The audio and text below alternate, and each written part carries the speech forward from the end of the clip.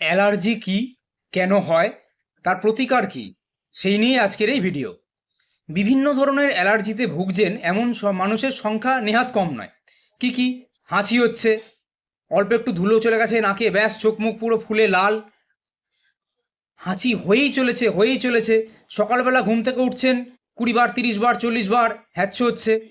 কোনো কিছু অল্প কিছু খাবার দাবার খেলেন, তার থেকে অ্যালার্জি হচ্ছে। কি হচ্ছে? বমি হতে পারে, কখনো লুজ মোশন হচ্ছে, স্কিনে চুলকানি, চোখ ব্যথা, শ্বাসে একদম যাতা অবস্থা, সর্দি কাশি লেগে যাচ্ছে। এরকম ভ্যারাইটিস জিনিস আমার আপনার প্রতিনিয়ত হয়েই থাকে। এর প্রথমে আমরা একটুখানি দেখে নিই বা বুঝে নিই অ্যালার্জি কেন হয় বা অ্যালার্জি কি। অ্যালার্জি হচ্ছে আমার আপনার শরীরের স্বাভাবিক প্রতিক্রিয়া কিসের এগেনস্টে? যে জিনিসটা আমার আপনার শরীর নিতে পারছে না। এটা খুব স্বাভাবিক একটা প্রক্রিয়া, প্রত্যেকের ক্ষেত্রে আলাদা আলাদা হয়, সকলের সেম নয়।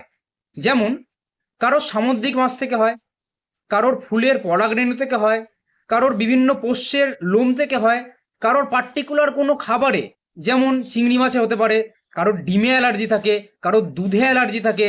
কিছুদিন আগে আমার এক পেশেন্টকে পেয়েছিলাম, তার আটায় অ্যালার্জি।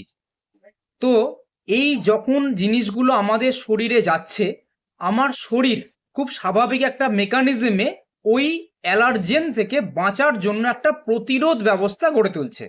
এই ঘটনাকেই অ্যালার্জি। তার বাহ্যিক প্রকাশ হচ্ছে যে সিমটমগুলো বললাম সেগুলো: হাঁচি, কাশি, পেট ব্যথা, বমি, পাতলা পায়খানা, স্কিনে র্যাশ, এই জাতীয় জিনিস, শ্বাসকষ্ট। এবার এটা কতক্ষণ চলে?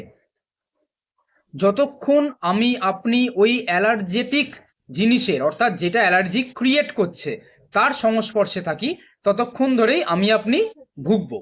মনে করুন আপনার ফুলের পরাগরেণু থেকে সমস্যা আছে।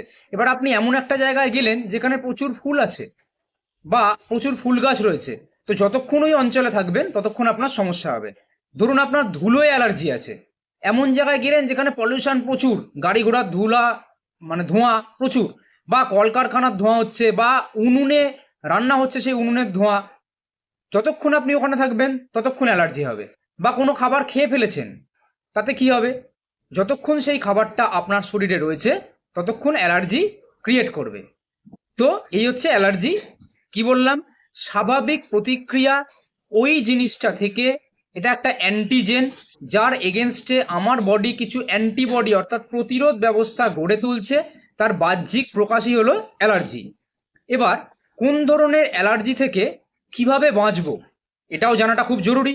কারণ যাদের অ্যালার্জি হয় তাদের তো কারণটা হয়তো তারা জানতেন না, এখন কারণটা জেনে গেলেন। তো সেই জিনিসটা আমরা আরেকটি ভিডিওতে করব, যেটা এই পেজে সাবস্ক্রাইব করলে আপনি সুন্দরভাবে ডিটেলসে জানতে পারবেন, এবং তার প্রতিকার, অর্থাৎ পার্টিকুলার আপনার যে জিনিস থেকে সমস্যা হচ্ছে তার প্রতিকার কি, সেটা আমরা সেখানে কমেন্ট বক্সে কমেন্ট করলেই দেব। তার জন্য পেজটাকে অবশ্যই সাবস্ক্রাইব করে রাখুন। এবং বিভিন্ন রকম এরকম ভিডিও পেতে থাকবেন। কিছু ভিডিও সবার জন্য, কিছু পার্টিকুলার ভিডিও যেগুলো প্রতিকার ব্যবস্থা, সেটা শুধুমাত্র সাবস্ক্রাইবারদের জন্য। ধন্যবাদ।